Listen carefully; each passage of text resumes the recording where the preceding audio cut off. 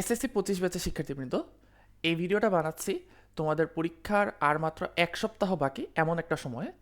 তো পরীক্ষার 1 সপ্তাহ আগে কোন কোন কাজ করা উচিত এবং কোন কোন কাজ করা উচিত না সেটা নিয়ে হচ্ছে এই ভিডিওতে আলোচনা করছি।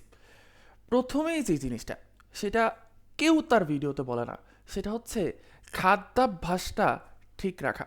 দেখো, পরীক্ষা যখন কাছে চলে আসে তখন আমাদের মধ্যে প্রচণ্ড টেনশন শুরু হয়। এই টেনশনের কারণে আমাদের কিন্তু অনেকেরই হচ্ছে পেট খারাপ হয়ে যায়। আবার আমরা অনেক সময় পরীক্ষার টেনশনে উল্টাপাল্টা খাবার খাই, অথবা আমাদের এমনও হয় যে আমরা সারা বছর উল্টাপাল্টা খাবার খাই। সো তার ফলে যেটা হয়, টেনশন প্লাস উল্টাপাল্টা খাবার, এই দুইটা জিনিস মিলে হচ্ছে আমাদের পেটের অবস্থা 12টা বেজে যায়। সো আমরা পরীক্ষার 1 সপ্তাহ আগে থেকে চেষ্টা করব সহজ পাচ্য যে সকল খাবার, যেমন পেঁপে, মিষ্টি কুমড়া, বেশি করে সবজি, এই জিনিসগুলো খাওয়ার। আমরা খুব তেল তেলে মশলা জাতীয় এই খাবারগুলো খাবো না, যাতে আমাদের পেটটা ঠান্ডা থাকে। ওকে, সো এটা ভেরি মাচ ইম্পর্টেন্ট যে তোমার খাদ্যাভ্যাসটা ঠিক রাখা। তোমার শরীর যদি সুস্থ না থাকে তাহলে কিন্তু তুমি নিজে সুস্থ থাকতে পারবা না। সেকেন্ড যে জিনিসটা সেটা হচ্ছে তোমার পরীক্ষার জন্য কোন কোন টপিক পড়া বাকি সেটার একটা লিস্ট করা। এই জিনিসটার মানে কি, ধরো তোমার একটা সাবজেক্টে 10টা টপিক আছে, বাট তোমার ওই 10টা টপিকের মধ্যে 6টা টপিক ভালো মতো পড়া হয়েছে, বাট 4টা টপিক এখনও ঠিক মতো পড়া হয়নি। এই 4টা টপিক তোমাকে মাস্ট পরীক্ষার আগে রিভিশন দিয়ে যেতেই হবে, না হলে তুমি পরীক্ষার হলে লিখতে পারবে না। সো এই 4টা টপিক আলাদা করে একটা পৃষ্ঠায় লিখে রাখো, যাতে পরীক্ষার আগে যে 2 দিন বা 1 দিন বন্ধ থাকবে সেই বন্ধের মধ্যে তুমি যাতে এই লিস্টের টপিকগুলো ভালো করে পড়ে যেতে পারো। মনে রাখবা, পরীক্ষার আগে কিন্তু তুমি সব কিছু রিভিশন দিয়ে যেতে পারবে না। পরীক্ষার আগে তোমাকে সিলেক্টেড কিছু টপিক রিভিশন দিতে হবে, কারণ পরীক্ষার আগে 1 দিন 2 দিন যে বন্ধ থাকে, এই বন্ধের দিনে পুরো সাবজেক্টটা রিভাইজ করা অ্যাকচুয়ালি পসিবল হয় না। Next, routine analysis. যেমন তোমাদের এসএসসি পরীক্ষার 25 ব্যাচের যে রুটিনটা আছে, সেখানে দেখতে পাচ্ছ যে ইংরেজি প্রথম পত্রের আগে 4 দিন বন্ধ, তাই না? ইংরেজি প্রথম পত্রের জন্য কিন্তু 4 দিন লাগে না। আবার দেখা গেছে যে ফিজিক্স কেমিস্ট্রির আগে 1 দিন করে বন্ধ, কোনো কোনো সাবজেক্টের আগে কোনো বন্ধই নেই। সো তুমি এই ইংরেজি প্রথম পত্রের 4 দিনের যে বন্ধ, এই বন্ধের দিনে কি করবা, তোমার ফিজিক্স কেমিস্ট্রি বায়োলজি এগুলো অল্প অল্প পড়ে হচ্ছে একটু রিভিশনটা আগায় রাখবা। নেক্সট যেই টপিকটা নিয়ে বলবো সেটা হচ্ছে কলম শার্প করা। কলম শার্প করা মানে কি? কলম শার্প করা মানে হচ্ছে, আমরা অনেক সময় নতুন কলম কিনলে দেখা যায় কলমটা খসখস করে। সো এই খসখস করা দূর করার জন্য তুমি কলমগুলো দিয়ে একটু লিখে কলমগুলোকে চালু করে রাখবা, ঠিক আছে? এবং আমি হাতের লেখার ভিডিওতে অলরেডি বলছি, আমি 2টা কলম প্রেফার করি, একটা হচ্ছে ম্যাটাডোর অল টাইম আর একটা হচ্ছে ম্যাটাডোর আই10, ঠিক আছে? আরও অনেকের অনেক কলম প্রেফারেন্স থাকতে পারে, বাট আমি এই 2টা কলম হচ্ছে পার্সোনালি প্রেফার করতাম। নেক্সট যে জিনিসটা সেটা হচ্ছে তোমার স্কুলের যে ড্রেসগুলো আছে এই ড্রেসগুলো একটু গুছিয়ে রাখা। কারণ কারণ আমরা অনেক দিন কিন্তু স্কুলে যাচ্ছি না, তাই না? তো যেহেতু অনেক দিন তোমরা স্কুলে যাচ্ছ না, স্কুলের ড্রেসগুলো হয়তো ময়লা হয়ে আছে, সো এগুলো একটু ধুতে দেয়া। পরীক্ষার আগের রাতে কিন্তু স্কুল ড্রেস নিয়ে হচ্ছে ধোয়াধুয়ি করা, এটা কিন্তু খুবই রিস্কি জিনিস, তাই না? এমন হতে পারে যে সকালবেলা শুকালো না, তখন তুমি কি পরে পরীক্ষার হলে যাবা? সো এই জিনিসটা খুবই কিন্তু ইফেক্ট ফেলে ব্রেনের ওপর। পরীক্ষার দিন এমন কোনো ইস্যু ক্রিয়েট করবা না যেটাতে তোমার পরীক্ষার সাথে কনসেন্ট্রেশন নষ্ট হয়ে যায়। নেক্সট টপিক যেটা সেটা হচ্ছে তোমার তোমার নিজের অ্যাপিয়ারেন্সটাকে মার্জিত রাখা। এমনভাবে কোনো কিছু না করা যাতে সবার থেকে তোমাকে একটু আলাদা মনে হয়। যেমন ধরো অনেকে হচ্ছে চুল এরকম স্পাইক করে, হ্যাঁ? তারপর মেয়েরা দেখা যায় অনেকে অনেক ভারী গয়না পরে, হ্যাঁ?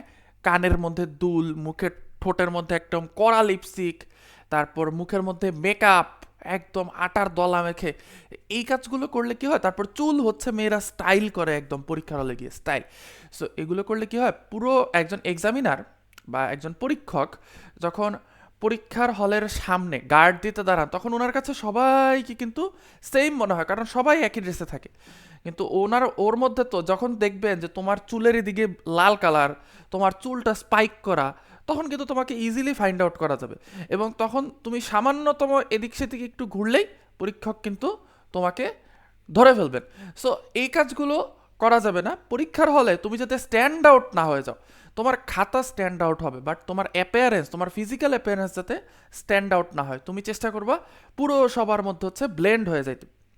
নেক্সট, সেটা হচ্ছে পরীক্ষার 7 দিন আগে, যেহেতু এখন পর্যন্ত তুমি মোটামুটি সুস্থ আছো, তাহলে এই পরীক্ষার 7 দিন আগে কোনো রিস্কি কাজ করতে যাবে না।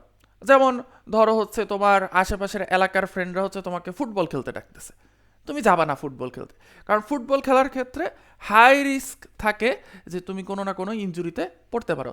সো ফুটবল খেলাটা অ্যাভয়েড করবা, এবং বাসার বাইরে যাওয়াটা হচ্ছে একটু অ্যাভয়েড করবা। অপ্রয়োজনে বাসা থেকে বেরোবা না। অপ্রয়োজনে বাসা থেকে বেরোবা মানে কি, ধরো তোমার এমনিতে বন্ধুদের সাথে বাইকে করে পুরো শহর ঘোরা, পুরো এলাকা চক্কর দেওয়া হচ্ছে অভ্যাস, এই কাজগুলো একটু করবা না। এখন বাসায় হচ্ছে যতটুকু সম্ভব টাইম নিজেকে দেয়া যায় সেটার ট্রাই করবা। ওকে, আচ্ছা, এখন যদি তুমি এমন হয় যে তুমি মসজিদে 5 ওয়াক্ত সালাত আদায় করতে যাচ্ছ, দেন দ্যাটস ভেরি ফাইন। তুমি 5 ওয়াক্ত শুধু সালাত আদায় করার জন্য মসজিদে যাও, দেন মসজিদ থেকে স্ট্রেইট বাসায় চলে আসো, ঠিক আছে?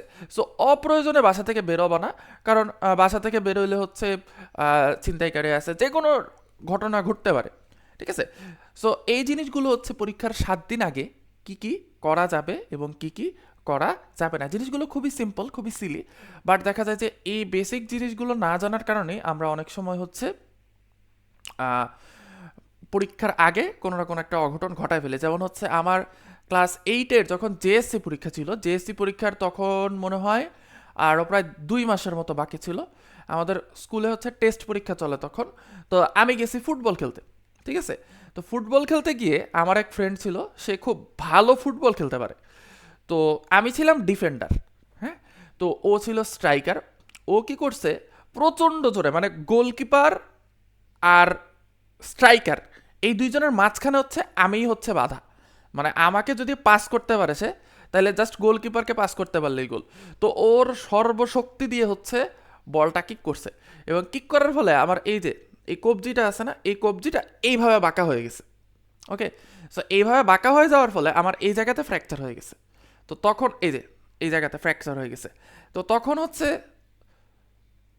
ক্যামেরায় দেখা যাচ্ছে না, না এই যে এই জায়গায়, মানে এই জায়গাটাতে লিখি আমরা অ্যাকচুয়ালি, লিখার মাসেলগুলো, হাড় বোনসগুলো এই জায়গায় ফ্র্যাকচার হয়েছে। তো তখন অ্যাকচুয়ালি স্কুলে হচ্ছে টেস্ট পরীক্ষা চলে। তো আমার হচ্ছে যেহেতু আগের রেজাল্ট ভালো ছিল, আমার যে ক্লাস টিচার ছিলেন উনি হচ্ছে প্রিন্সিপাল ম্যামকে রিকোয়েস্ট করছেন অনেক, যে ম্যাডাম এই ছেলেকে আর এখন টেস্ট পরীক্ষা দেওয়া লাগবে না, কারণ আমার পুরো হাত ব্যান্ডেজ করা। ডাক্তার আমাকে বলছে যে 3 সপ্তাহ এই হাত নাড়ানো যাবে না। তো তো এই ক্লাস টিচার তখন রিকোয়েস্ট করার কারণে আমি বেঁচে গেছিলাম আর কি। সো এইরকম কোনো আকারেন্স যাতে তোমাদের ক্ষেত্রে না হয়, এটা একটু খেয়াল রাখবা। ইনশাল্লাহ এসএসসি 25 ব্যাচের শিক্ষার্থীবৃন্দ, তোমাদের এসএসসি পরীক্ষার জন্য শুভকামনা রইল।